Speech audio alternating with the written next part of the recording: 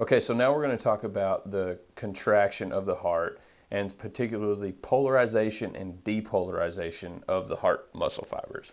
Okay, so as you're looking here, we talked about how this is the EKG rhythm. This is a heart rhythm on basically an oscilloscope, right? We've got our millivolts over here and time per second on the bottom. And we have these different waves here. The P wave, which is in the atria, the QRS, which is the contraction, depolarization of the ventricles, and then the repolarization. Okay, so this is the resetting of the heart. Okay, so when the heart contracts, it's because inside the cell is negative and outside the cell is positive. This is because of the sodium and potassium, and also calcium is in there too. These are positively charged particles that are very essential to all kinds of bioaffective processes in any human or animal. These take place all over the place, but specifically in the heart, they're the reason that our heart, the polarization, depolarization, cause it to beat. When we have this, we have a baseline here, right? This is the resting potential. This is ready to receive signal from our pacemaker sites, our pacemaker cells in the heart. And then, right when we get to here, this is where sodium and potassium rush into the cell, causing a positive charge increase inside the cell. And it increases, causing contraction. This is cardiac contraction. And again, the P wave is of the atria, the top parts of the heart up here. So our blood's coming in, it's resting right now, and then boom, we get an impulse. The electrical activity runs down and it squeezes down, forcing blood into the ventricles on both sides. Both sides of the atria contract at once. Then we get this P wave here. Sodium and potassium rush into the cell, which is predominantly negative charged. Potassium, sodium positively charged, they're outside of the cell. They rush in, causing an increase in the positive net charge internal to the cell. Then the contraction starts up here at the top and squeezes the blood down into the ventricles, right? That's where we get the P wave.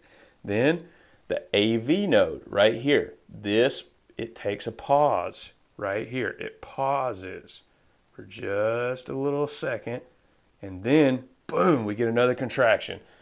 The AV node sends the signal down here, and it starts contracting from inside the tissue to outside the tissue. It starts here and then moves to the outside.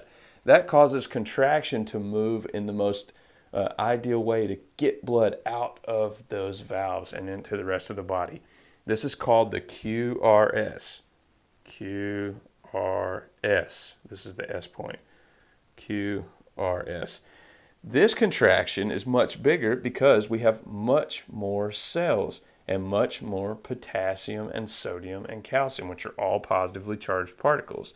The influx internal to the cell equals a much more positive influx internal to the cell, which we see an increase in the millivolts, right? So then after that, we have to move those particles back out. Once they move out of the cell, then we're ready to fire again. This is the resetting. This is the resetting of the heart muscle, ready to receive another impulse from our pacemaker cells, right? It's a very complex process. I want you to realize that I'm taking things down a notch, and I'm putting in some more in-depth explanation of some of the physics of it, about how chemistry and those positive and negative charges cause us to be able to see certain things in an oscilloscope. The other thing I want you to realize is that an EKG machine has some differences from an oscilloscope. An EKG machine, if you've ever had one on, you'll notice that it has several different leads, different wires, where an oscilloscope only has one positive and a negative for an input. We can't have that on an EKG because the heart in order for us to read a positive and negative, it's more of like how you're looking into the heart, into the chest. And so you have to look from the positive to the negative, which causes us to be able to read it out this way.